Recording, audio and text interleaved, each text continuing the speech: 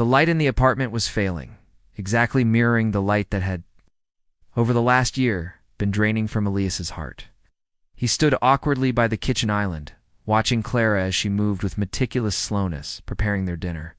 She was making cassio e pepe, the dish they had learned to master together during the frantic, joyful chaos of their first winter.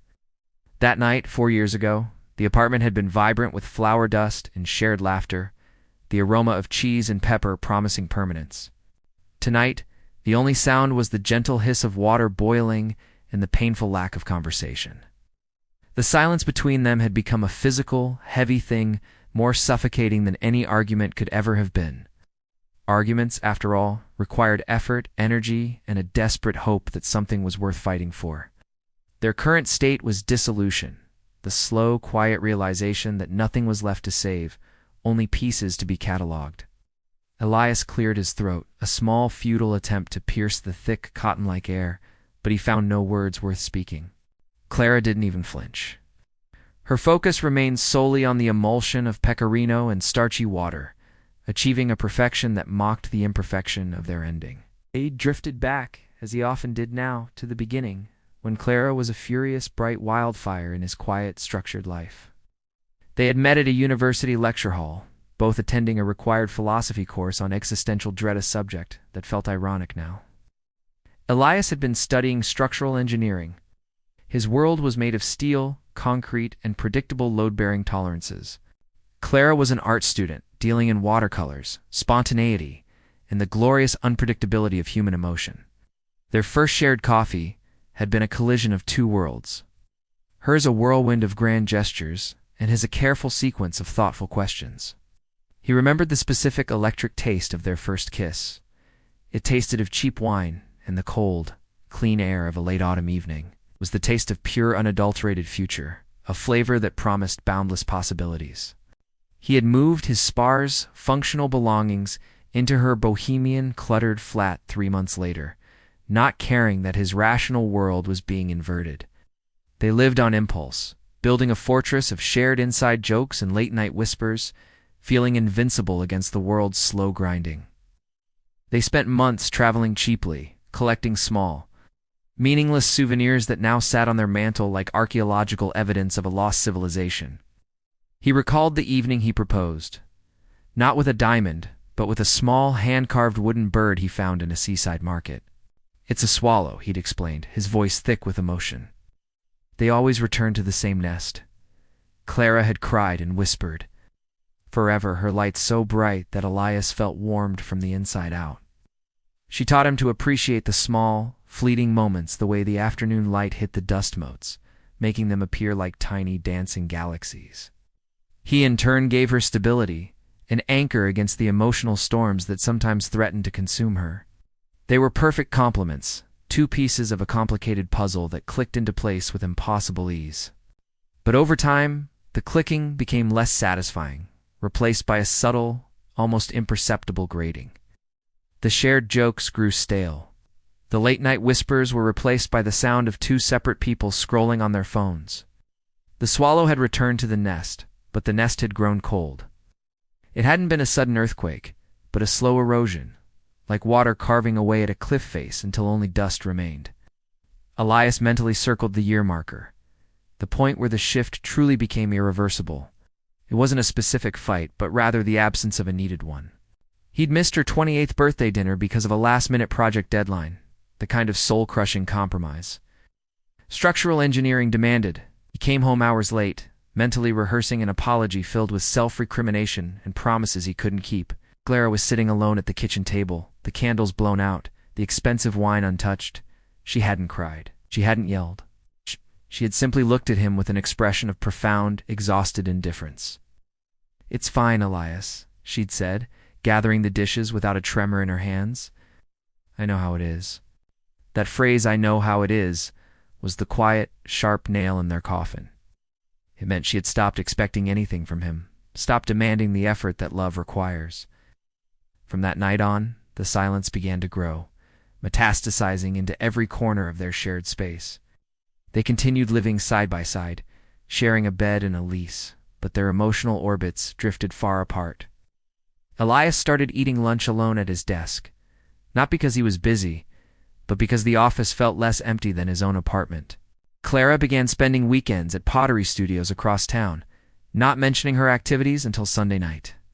They were no longer a unit with shared purpose. They were two roommates politely awaiting the end of a lease. The light in her eyes, once a blazing, joyful yellow, had dulled to a soft amber flicker, and Elias knew he was responsible for extinguishing it. He tried to reignite it once, planning a spontaneous weekend trip to the coast, complete with reservations at a charming old hotel. Clara had looked at the brochure with the same kind of careful, detached interest she would reserve for a tax form. "It looks lovely," she'd said, "but I really have to finish these commissions. Maybe next month." There was no next month. They both knew it. The word was a courteous lie designed to maintain civility. The agonizing truth was that their breakup had occurred not with a spoken word, but months prior in the space between two unasked questions. This evening, this taste of the final goodbye was merely the formal ratification of a pre-existing emotional fact. Clara finished preparing the meal, placing two ceramic bowls, her own hand-thrown designs on the small, worn dining table. The table itself was a relic, a cheap antique they had stained and varnished together, promising to keep it until they were old and gray.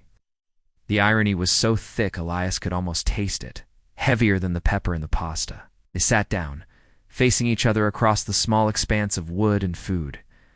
The pasta was perfect, rich, creamy, and undeniably comforting. Elias brought the first forkful to his mouth, tasting the familiar, complex flavor. But beneath the sharpness of the cheese and the heat of the pepper, there was a profound, lingering note that wasn't supposed to be there. It was the taste of finality, metallic, hollow flavor, like the ringing echo in an empty cathedral. He looked at Clara, and she was watching him. Her own fork paused halfway to her lips. She knew it too. This perfect meal tasted different because they were two different people eating it. "It's good, Clara," he managed, his voice sounding oddly formal, as if reviewing a dish in a restaurant. "Thank you," she replied, her eyes dropping immediately back to her bowl.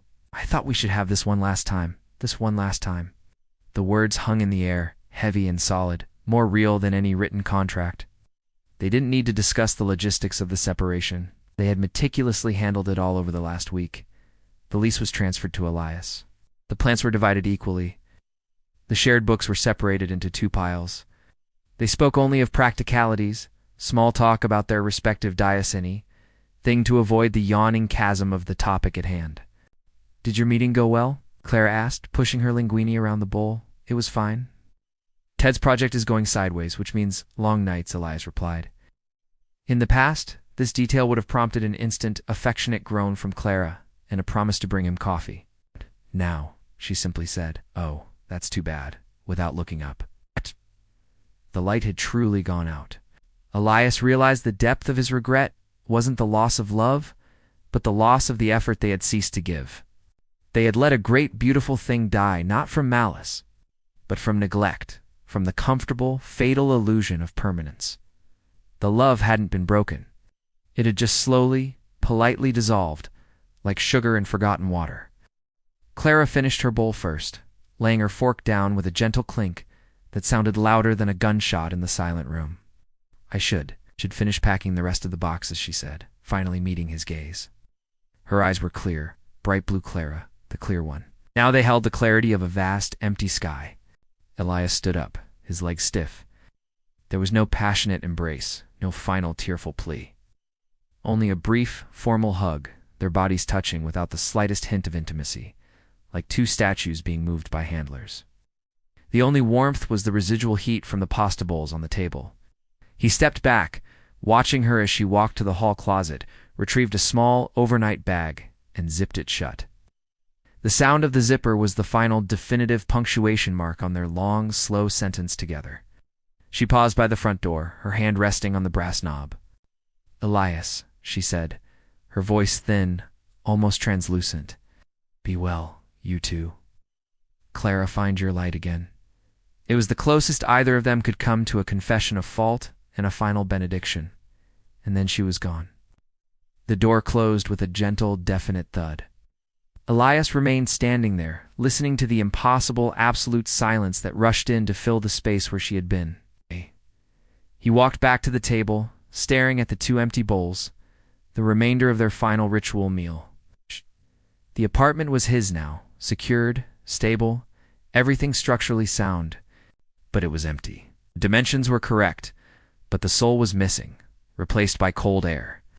He picked up his fork and absently scraped the last remnant of cheese from his bowl. The taste was now only pepper and salt, the salt of unshed tears, the pepper of a stinging, acute regret. He realized that the greatest tragedy wasn't the pain, but the simple, melancholic truth. The light had faded, and no one had been brave enough to turn it back on. The sun finally dipped below the horizon, plunging the apartment into the final darkness of a completed day and a completed relationship. Did Elias make the right choice to let her go? Comment your thoughts below. Like, share, and subscribe to Storycraft Studio for more heartbreaking drama.